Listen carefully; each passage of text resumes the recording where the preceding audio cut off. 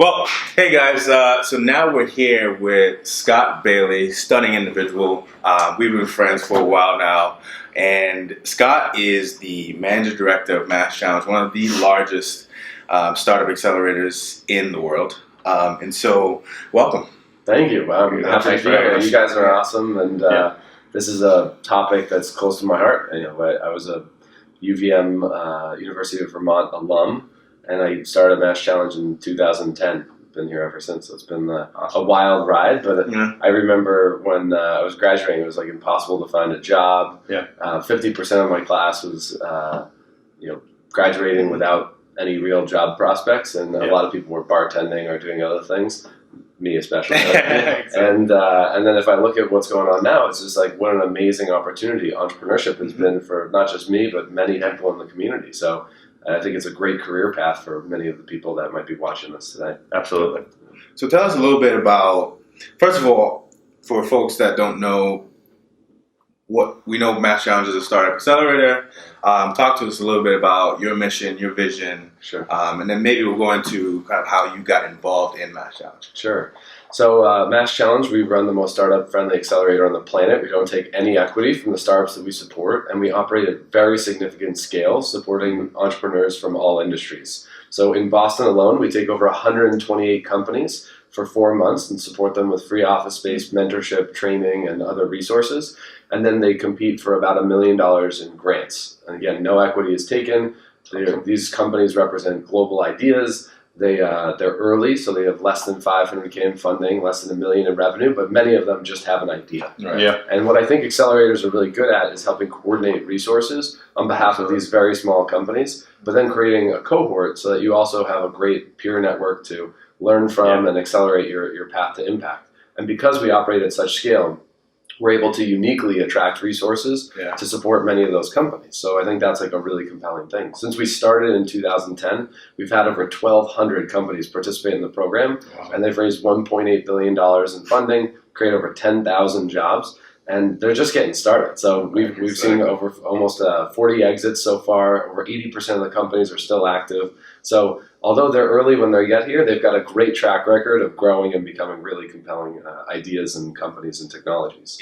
MassChallenge has been able to move globally. You've made some big moves. Do you want to share a little bit about that? Sure. So we founded MassChallenge in Boston, and we've always had this idea of building a global accelerator program, so getting entrepreneurs from all over the world. But what we've learned is that for many entrepreneurs, it's actually difficult to get to Boston or other places. So many people want regional support, but they want global access, because as their companies grow, the markets that they need to address, their customers, great talent is everywhere. And so people need access to it. And what we're doing is launching global hubs all over the world. We're in the UK, Switzerland, Israel, and Mexico, and we plan to be in 12 cities by 2020, and helping create this globally connected entrepreneurial ecosystem and making it amazing for entrepreneurs from the day they get started. They can get access to technologists in Israel, manufacturing in Mexico, an investment market or opportunity in the UK.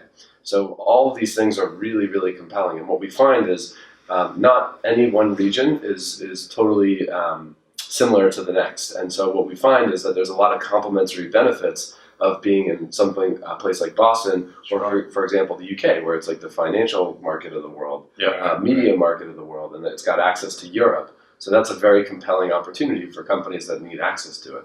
Or vice versa, if you come to Boston, which is my home, you've got healthcare, robotics, a lot of really intense hardcore technologies, but also we're getting better and better at things like consumer technologies. You have companies like Wayfair and HubSpot and more and more companies. DraftKings is one of the biggest ones locally lately. So again, I think every community has something to offer, and we want to unlock that potential and then help entrepreneurs get access to, at an accelerated pace, to the best resources. So that's really what we're all about. Yeah, it's been an unbelievable success story. And I know when we interviewed John for the book way back when, just to see the expansion even from then, which was a year and a half ago, has been tremendous. And I think, what we want to get into next is you're kind of in this unique spot where you get to work with all these startups and different entrepreneurs. I mean, from your purview in kind of being MD of the MassChallenge, what have you noticed are some key success factors that some of the best entrepreneurs possess?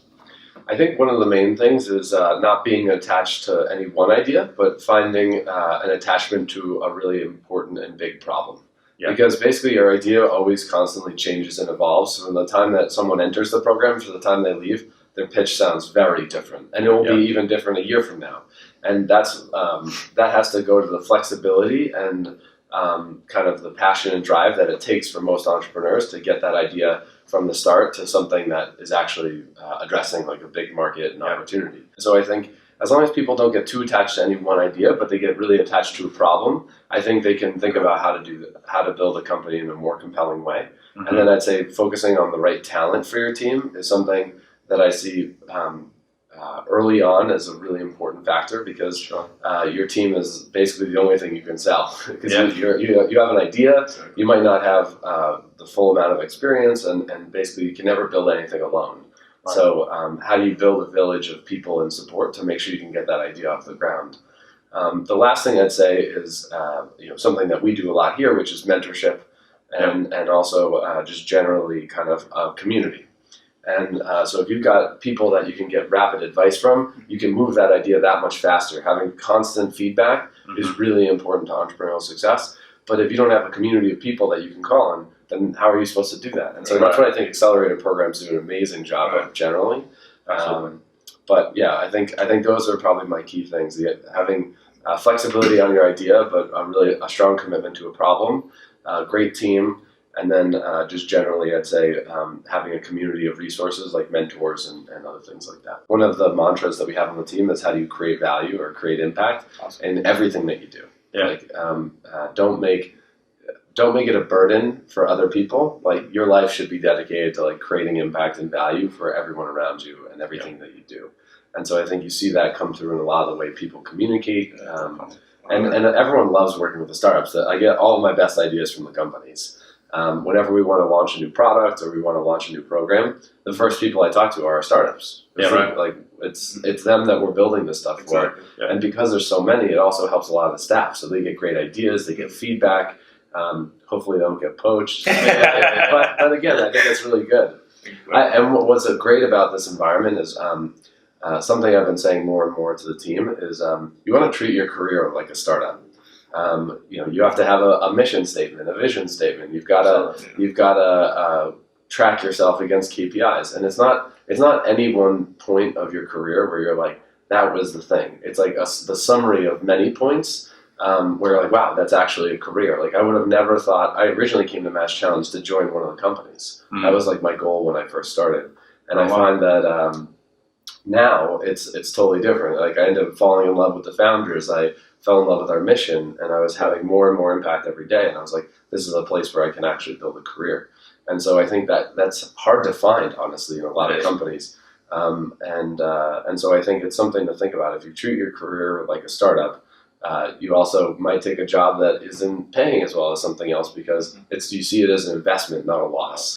I think maybe a final question. Obviously, this is for college students. That's what the problem we're trying to solve is how can we get college students more information about careers so that they can make more informed career steps. I mean, for college students that are watching from an entrepreneurial lens, for a student who has an idea and just wants to take that first step, what would you be your kind of key piece of advice for them? So what's great about being in college is it's probably the although it won't feel that way, it is the best time ever to start a company. Yeah. Like the risk to you personally is very low, and you'll be able to bounce back. You don't have a lot of costs unless you have student loans and other things. So I get that, but actually it's probably like the least risky time of your entire life because you're not tied down by a lot of things. Yeah. So I think it's a great time to start. What I think is really important for college students is to be a little bit shameless. I think often there's a lot of apprehension about reaching out or pursuing some of these things because of the fear or risk that people might perceive them to not be equipped to handle it or not have all the experience. But like what I'd say to everyone who's listening is like, you have value. And you are the only one who's positioned to execute an idea that you're uniquely passionate and driven. So, and if it's your problem to solve. So like only you will be able to push it forward. So you have to feel like intense ownership over that. And I would say if there's anything that they can do is just pursue it. and try. And the worst thing that happens is it fails, and then it becomes a great story for the job that does give them a little bit more security if that's what's needed. Well, Scott, we definitely want to thank you so much for your time. Hey, no, thank you. This has been helpful. You've given us some tips. I know you've given the audience some tips. Your story, your advice is great. So definitely want to thank you so much for your time. Hey, no problem. Thanks. Hey, if you've got a startup idea, apply to MassChallenge. I know, Exactly. MassChallenge.org, and I would say it's a great opportunity. There's really no risk. Yeah. No matter what, people get feedback on the idea, and I think even as a college student, let's say you don't have an idea, one of the things I highly recommend is figure out how to get more feedback. Learn more about yourself. Learn about criteria about how you want to make decisions, how you want to live your life. And if you're open to feedback, you'll do it that much faster. So I think that's a really important takeaway from today. But hopefully we can help some of these guys and gals get their ideas off the ground. So again, thank you very much, guys. Thank you, Scott. Thank you.